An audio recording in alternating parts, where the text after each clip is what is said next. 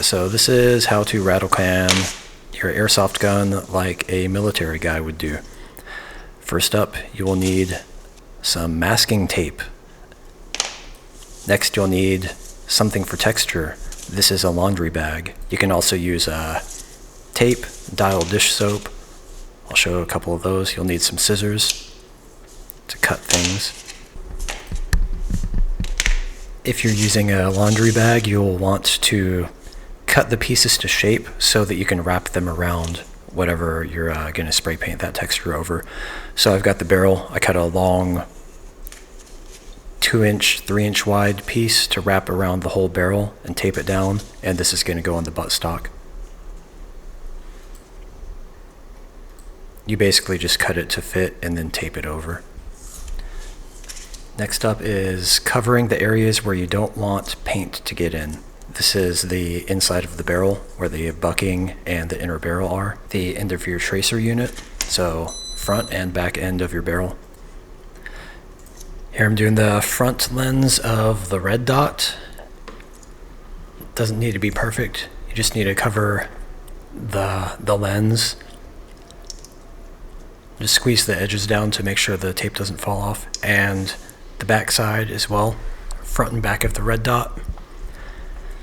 And again, it doesn't have to be perfect. You just pinch it down around the edges. See, it looks good. Looks good. And here is the front of the flashlight. Same thing. You just want to cover the glass.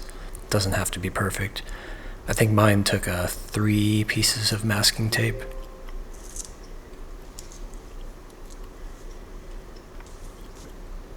Finished product.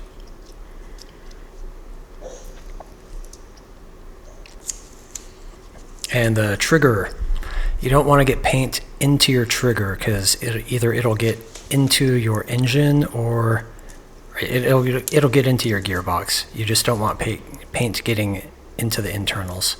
So you just wrap the base of the trigger with tape, put some on the front if there's a gap. Again, doesn't need to be perfect. And the button, I put a small piece of tape on each button and lever on the outside. Just a little piece of tape, squeeze it down. Doesn't have to be perfect. The less perfect it looks, the cooler the end product will be. And I don't know what I'm doing here. Oh, ejection port. I'm taping the ejection port down. I'm covering the top edge with tape and the bottom edge with tape. Name of the game here is just, I don't want paint getting into the receiver around the ejection port cover. So I'm using this tape as like an air seal almost. It only takes 2 pieces of tape usually. One on the top half, one on the bottom half. You just want to overlap the edges with tape. Done.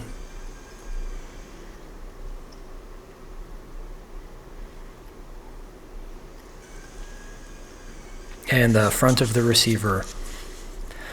So there are really 2 things you want to cover here. One, the hole where the barrel, outer and inner barrel go in. And 2, if your gun is taken apart like this, you want to cover those threads that you screw the barrel nut onto. And just wrap it around once and you'll be good to go.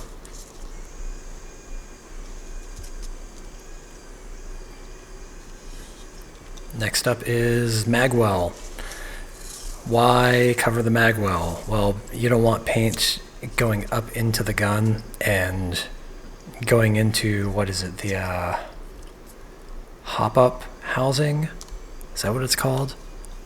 Where you have the BB feed chamber and all of that. So you just tape over it. If you see a little gap, just slap a single piece of tape over it and you'll be good. Yeah, you just want to cover up the whole thing. Done.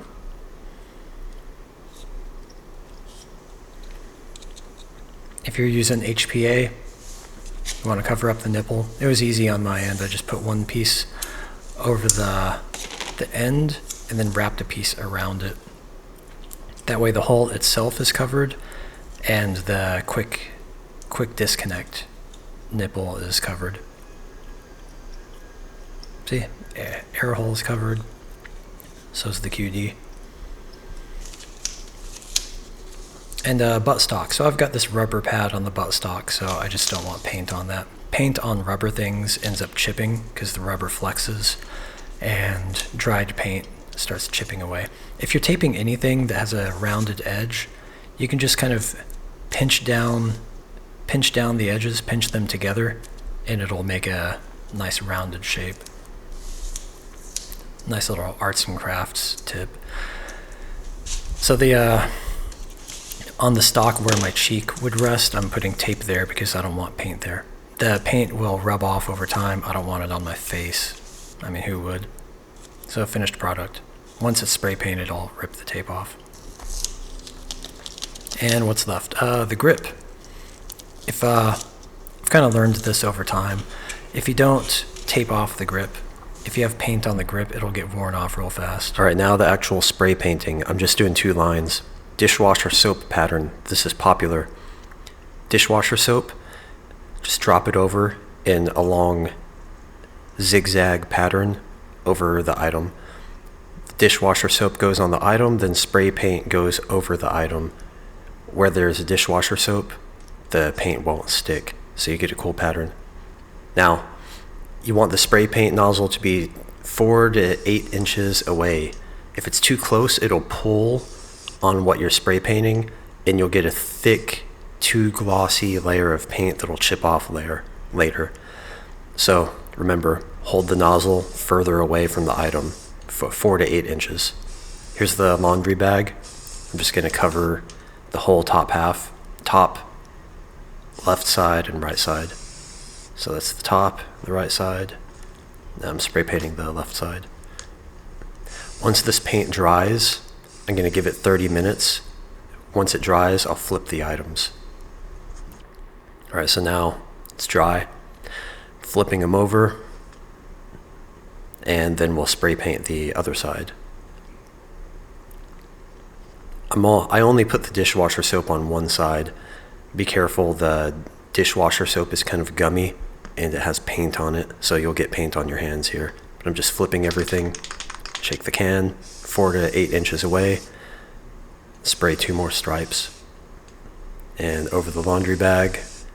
The laundry bag leaves a nice snakeskin pattern. It's a pretty cool texture. If you rattlecan your own stuff, then I recommend using a laundry bag here and there. It does look pretty cool once it's done. So again, the top, left side, right side to get full paint coverage. Now wait 30 minutes for it to cure. Now, sponge camo pattern. This is pretty simple. You just spray paint a pool of paint on some cardboard, and then you either cut a sponge into small pieces or ball up some tape. And what you do is you take either the sponge or the balled up tape, dab it into the paint, and then dab that paint onto your airsoft gun. I'm saying airsoft gun, but this applies to the non-airsoft types as well. So what you want to do is look for the spots that aren't painted already, dab the paint, and then dab it onto the unpainted parts of the replica. So I'm just looking for the spots that don't have gray paint on them and just dabbing the paint on. Dip and dab, dip and dab. Dip and dab, dip and dab. One issue I've found with the sponge camo pattern is that the paint goes on kind of thick, so you might end up with shiny dabs of paint once the camo is complete. I think using a sponge will be better than using a balled up piece of tape. It's also kind of difficult to hold on to the balled up piece of tape because it starts coming unballed and there's paint on it, so you don't want to keep gripping down on it with your fingers into a paint covered piece of tape. But once that's done, set it aside. I'm doing the lower receiver now, so more paint, more tape, and you're just dabbing. I'm just dabbing it over the unpainted portions. This really does leave a cool pattern. One thing, I'm only doing one color of paint. You can keep going over with more and more colors of paint if you want and get kind of a flektarn camo. It actually comes out really nice. I highly recommend the sponge camo pattern if you're doing multiple colors of paint. It's real easy. It's hard to mess up. You just keep dabbing on the color that you want over and over until it looks pretty cool. Most important part, leave it. Let it cure. Leave it for 30 minutes or an hour. So once the paint's all dry, peel everything off. I'll probably cut a lot of this out or speed through it. I don't know. This just seems like a long, like multiple minutes for taking tape off. Come on, man. I'm taking the laundry bag off. You can't, it's not obvious that there's actually camo on there right now, but I'll bring this into the light. Here we go. So the light is dishwasher pattern. The tracer is and barrel are snakeskin pattern, and the handguard and receiver are sponge camo pattern. The buffer tube is snakeskin pattern. The stock is the dishwasher pattern. Doesn't look great. So snakeskin, that's how it turns out. Snakeskin. The optic is dishwasher soap pattern. Looks pretty nice. It's very multicam-ish. Same for the light, dishwasher soap. Dishwasher soap on the stock. Again, with the colors, can take it or leave it. Now, the last part. Once you rattle can your airsoft gun, it will be tacky. The dried paint will be tacky. So to get some of that off, just take some gear and rub it vigorously over the entire gun, all the spray painted portions. Just rub that gear over. Here's a little pro tip: if you want your gear to look like it's battle worn or something, then rub that gear over the spray paint. It'll look pretty cool afterwards. So once everything's painted up, then do your little cable management if it applies. I don't remember what footage I clipped after this, so I don't know what to say. Boop, boop. Light works. Oh yeah, so I taped over this stuff. Now you can see there's no paint on the optic, no paint inside the tracer unit or on the light, no paint inside the gun. So look, taping things off before you rattle can it is important. There's no paint that got into any of these cracks or crevices. And if you tape off your button and trigger and stuff, then it looks cooler. It has a better contrast. Well, once the whole thing is done. The nipple is good. No paint in it. There is still some shininess on the spray paint from doing the sponge method. But here's what the gear looks like if you use your gear to wipe down the tape.